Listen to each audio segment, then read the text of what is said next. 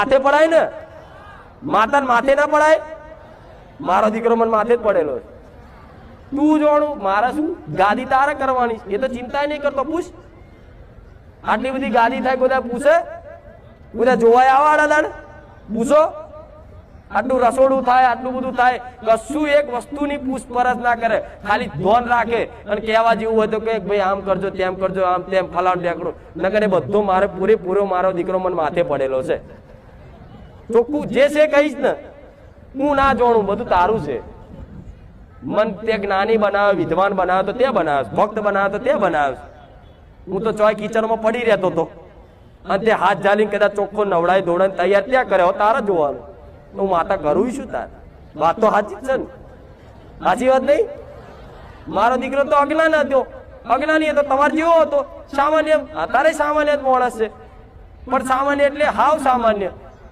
દુઃખી થાય એટલે શું કરું? ભગવાન ને ગારો બોલો મારો દીકરો. લો, આ સત્ય છે. પણ આ બધી વાતો ભલે આખી દુનિયા હોભરત હોય, પણ જે છે એ કઈ, મારો દીકરો ભગવાન ને ગારો બોલતો હતો.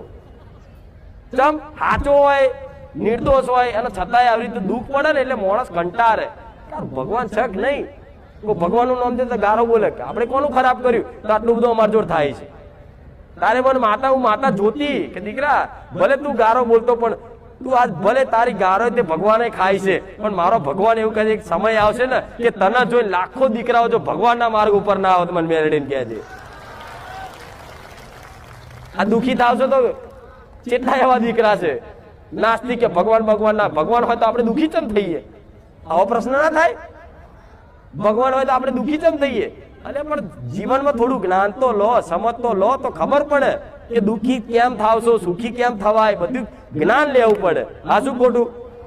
મારી વાતો સમજો પડે કે ખાલી ખાલી જોરથી જોરથી પેલી બાજુ કંટાળો નહીં આવતો ને? હું તો બહુ હાથોડી બોલ બોલ બોલ બોલ કરું છું.